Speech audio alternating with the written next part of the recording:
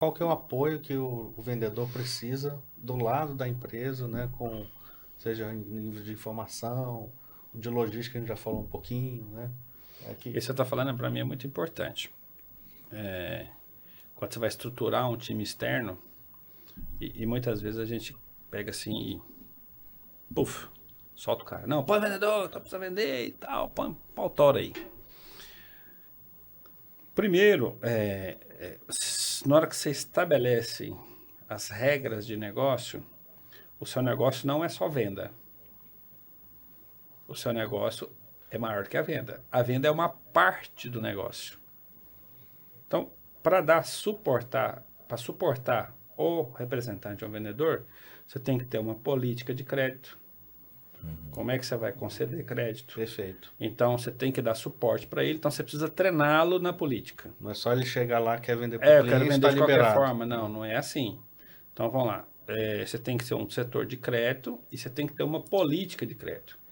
Essa política de crédito, ela tem que ser permeada. Inclusive, se o vendedor for bom, ele vai explicar para o cliente qual é a política de crédito da empresa. Uhum. E, cara, é impressionante. O vendedor tem medo de falar isso para o cliente. Cara, eu vi isso demais. Chega o representante.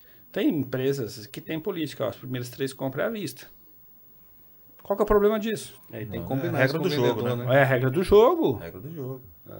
Né? Então o cara chega no cliente, prospecta e não fala para o cliente a política. Então você tem que ter suporte na parte financeira. Uhum. Crédito. O segundo financeiro é a cobrança. Então você tem que suportar o vendedor com informações e com uma política clara para que ele desempenhe o papel dele de venda. Ok? A logística nós já falamos, certo?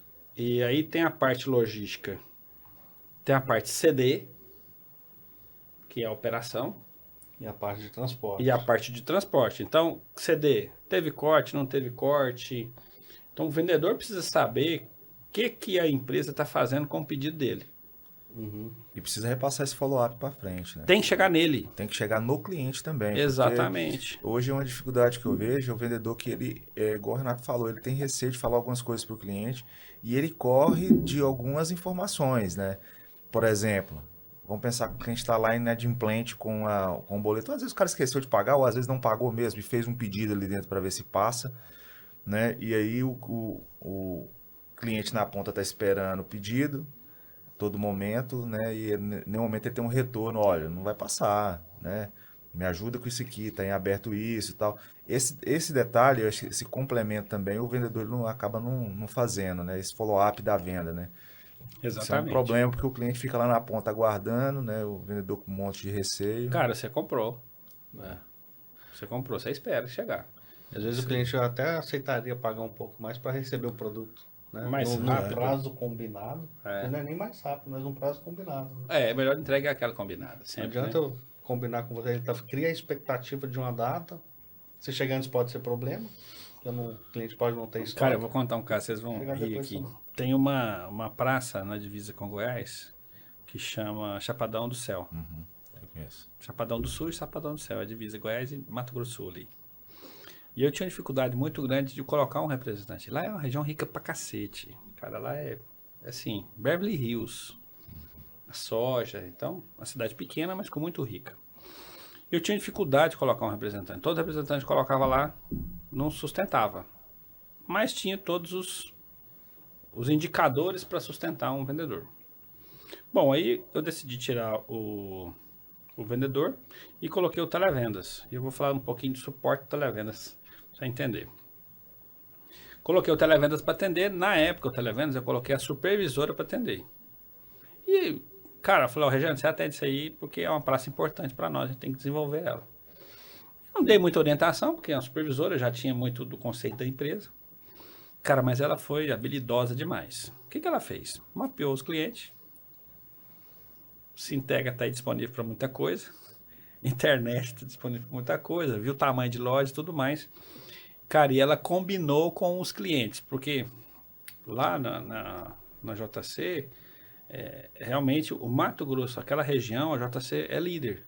Então, mix muito bom, portfólio muito bom. Então, o cara precisava comprar, o cara queria comprar da JC. E só que a gente não estava competente para atender a região. E aí, o que ela fez? Mapeou os clientes e começou a tirar os pedidos por telefone. E aí, nessa de tirar os pedidos por telefone, ela tinha que fazer uma carga. E eu lembro muito bem, a carga mínima para me mandar lá era R$65.000. Então ela tinha que vender R$65.000 para me mandar um caminhão para entregar. Né? Que era o frete mínimo. Eu tinha um custo logístico, eu tinha que equilibrar essa conta. E aí nessas de visitar os clientes por telefone, e aí ela identificou o maior cliente da cidade. E era uma senhora. Não sei a idade dela, falou senhora porque era mulher. E combinou com ela, cara. Combinou com ela, ó, eu vou pegar o pedido de todo mundo, mas eu preciso fechar a carga. Para mim fechar a carga, eu tenho que ter isso, isso, isso. Aí a cliente falou, não, faz o seguinte, tira o pedido de todo mundo, o que precisar completar, eu completo. E aconteceu. E aconteceu.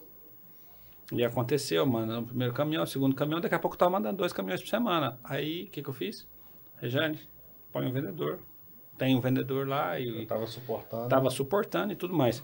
Então, voltando um pouco aqui. A empresa tem que suportar o vendedor e o vendedor tem que combinar com o cliente.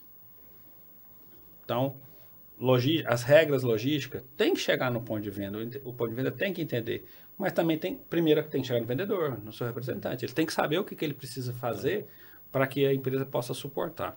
Então, a gente falou de suporte na parte de financeiro, crédito e cobrança, na parte logística, o ciclo de entrega, qual a quantidade mínima ou o valor mínimo que eu tenho que vender para que você viabilize a entrega. Televendas nas áreas vagas. Vou chegar lá, né? Aí o apoio a vendas, Relatório, informação. que aí vamos lá, apoio à venda, um cadastro de cliente, né? A questão das informações, e aí pode ser através de aplicativo ou de um BI e tudo. Como é que e vendedor tem que ser quente, então tem informação que tem que ser no ciclo diário, outras no ciclo semanal, para que ele consiga corrigir a rota para fechar o mês. E Né? bater as metas, né? Quantas vezes a gente já viu o vendedor bater na trave no finalzinho, no Porque último não dia, tinha informação. que deixou de vender um pedido pequeno porque não sabia, né? Não tinha informação. Não tinha informação e aí ele perdeu uma campanha, deixou de cumprir alguma regra, perdeu dinheiro porque ele não tinha informação. Então você tem que ter um suporte financeiro, você tem que ter um suporte logístico. E o logístico não é só as regras, mas alguns problemas de entrega, de avaria do motorista, como é que trata. Então o cara tem que entender essas regras, tem que ter um apoio a vendas ali, e aí suporte à venda, torre de controle, aí tem... Cada um põe um nome. Mas é o que é? É informação para o cara de como ele está e para o caminho que ele tem que chegar. Eu estou aqui na metade da rota, estou na metade da minha jornada de metas, né? Então tem que fazer mais esforço, menos esforço. Não, o mês está muito bom, eu vou superar todas as metas e assim por diante.